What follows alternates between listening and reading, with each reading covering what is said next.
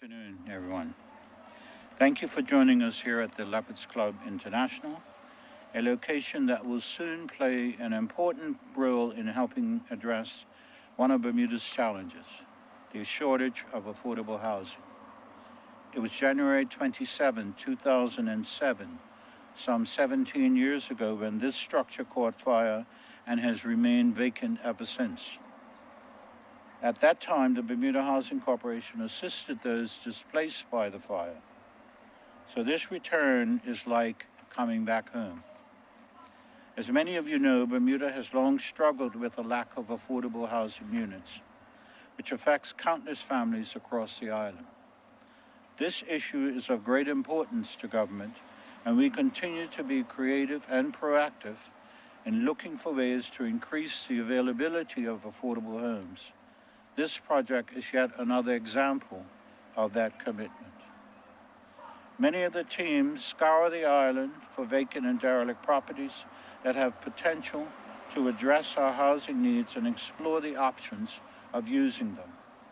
This initiative is part of a broader strategy to address the growing demand for affordable housing. We are determined to revitalize neglected or unused buildings across the island, ensuring they contribute to the well-being of our community rather than being left to deteriorate. We can bring these buildings back to life through substantial public investment, creating spaces where people can live comfortably and affordably. Today, I am proud to announce that the Ministry of Public Works, the Bermuda Housing Corporation, is partnering with the Leopards Club International to transform this vacant three-story building behind me into affordable housing units. Even though 17 years has passed since the fire, the building remains structurally sound and can be renovated. By repurposing this unused structure, we are not only preserving an important piece of Hamilton's heritage, but also creating much-needed homes for Bermudians. The Leopards Club building, which is 7,643 square feet, requires significant renovations. We approached the Leopards Club organization several months ago and began discussions. The plan was presented to the membership, and I subsequently attended a membership meeting to clarify and confirm the plan. Work will include structural repairs, full electrical and plumbing upgrades to current code, modernization, and aesthetic improvements. Once completed, the building will feature 13 residential units made up of studios and one-bedroom apartments. Each unit will contain a bathroom, kitchenette, washing machine, and bedroom space. Residents will also have access to a range of amenities, including storage space, a lounge and self-serving cafe area, an elevator, a new parking lot, and exterior amenity grounds. Total cost of this renovation is estimated at $4.8 million, and the project is expected to take 22 months to complete. The government will recoup its investment through rental income generated from these new homes over the next several years. This project is made possible by the recent increase in funding allocated to the Bermuda Housing Corporation. In this fiscal budget, the public will recall that we committed an additional $10 million to BHC to accelerate the availability of affordable homes across the island. This is considered part of the private sector refurbishment program, where private units are renovated by the corporation, then temporarily added to their stock, managed under a specific time frame agreement to repay the funds, and then ultimately returned to the owners. This boost in funding allows us to expedite critical projects like this one and refurbish privately owned units, increasing the stock of affordable housing without having to rely exclusively on new construction. Our goal is simple: to ensure every Bermudian can access safe, comfortable, and affordable housing. Today's announcement is another step in that vision to make that vision a reality. I want to thank the team at the Bermuda Housing Corporation, In particular, Mr. Keno Frederick Jacobs, to my right, who's the project manager for this project, the executive and membership of the Lapids Club International for their partnership in the project. Together, we are taking meaningful steps to address Bermuda's housing crisis and improve the lives of our residents. I now invite Mr. Calvert Harvey, Lapids Club International Vice President, to speak on their behalf. Thank you.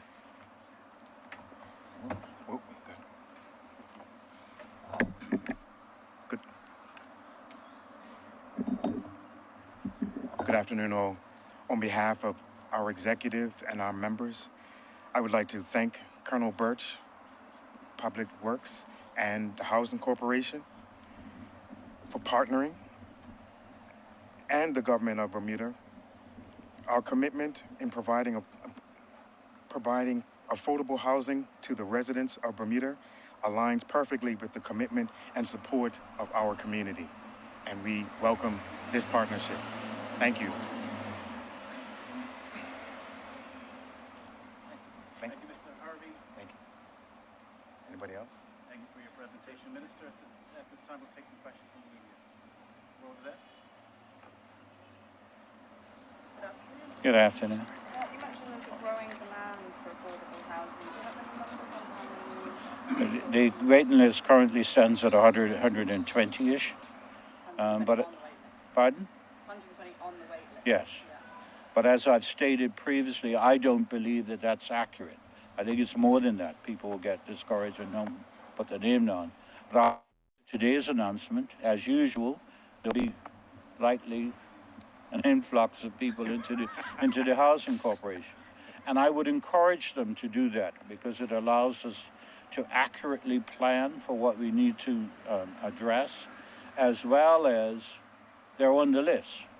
And so it's almost a pecking order to some extent in that first in, first out, but we also apply a criteria. So in other words, the most critical needs get addressed first, and so sometimes they can leapfrog over people who have a less critical need that have been on the list longer.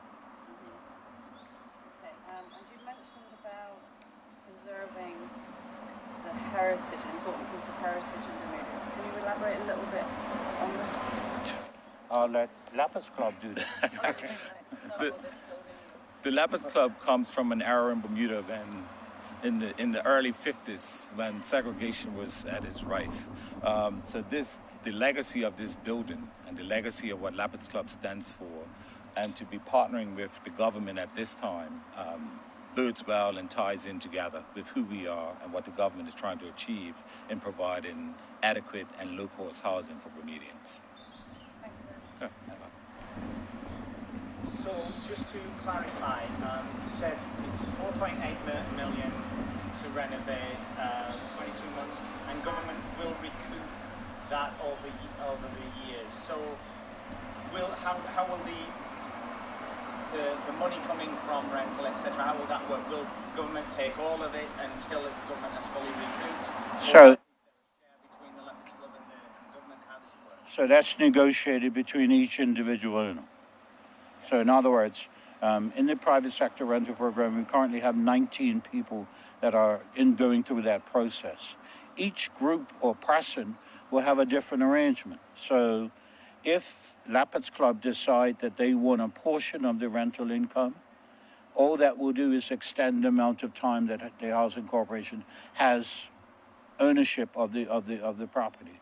If they allow 100% of the rental income to go towards the 4.8 million, it'll be a less period of time. That's why I didn't indicate a specific time frame in the statement, because we're in that discussion about how we get to a full agreement in terms of what it is that they wish to do. So, essentially, you can say the taxpayer's going to put the money in, but the taxpayer's going to get the money back. Yeah. The $10 million that we have is not a gift. It's a loan.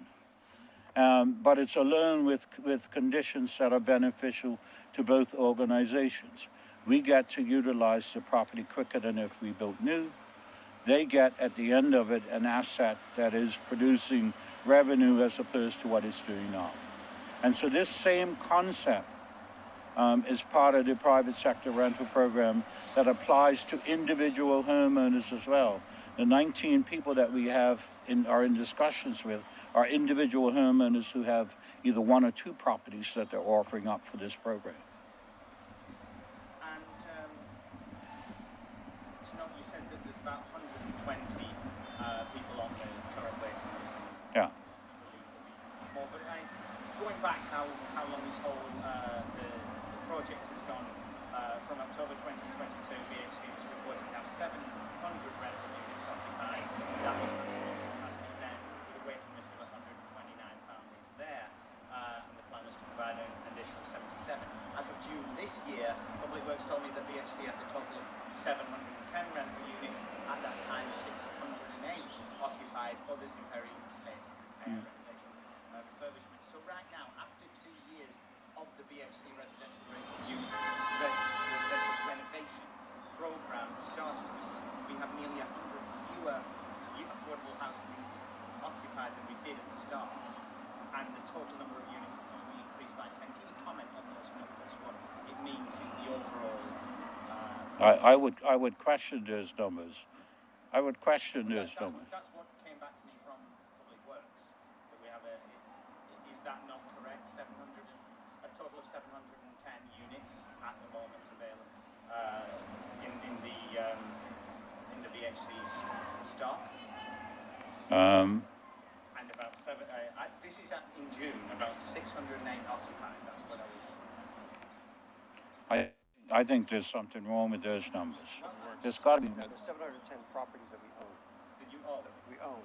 There's other ones, they weren't all, in October 22, they weren't all occupied at that time, right? So in that time, we're doing the 77 new units, which are units that were unoccupied at that time. We've already brought on Harmony with 8, Beacon Hill with 5, Garrett, St. David's, there was Barry Road with 5, plus a cottage.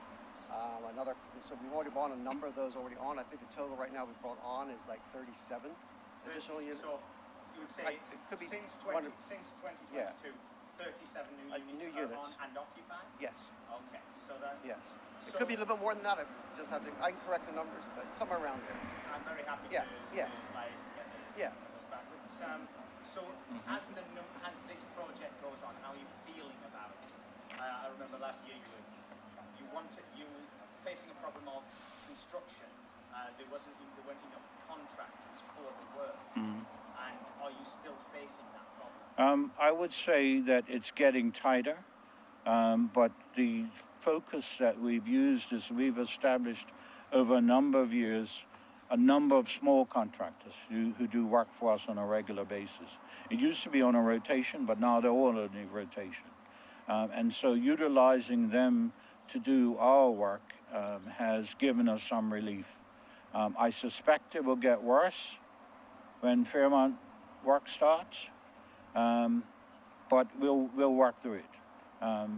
There are some other options that we've been discussing about how we can increase the support that we're getting from contractors, but that's not yet ready for prime time.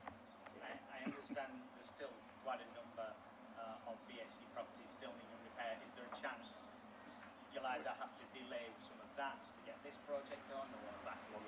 Can we answer that, Liz? The short answer is no. I think that, so I have a plan when Parliament goes back to give a fulsome report on housing and update your numbers that you have, but also to lay out where we're at in terms of the various other bits and pieces that are going on as we speak. So we tend not to make any public announcement when there are 1 or 2 units that are being completed.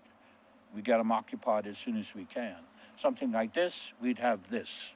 And so there has been considerable work done on delivering some of the 66 vacant and derelict units that the corporation owns to bring them back into service.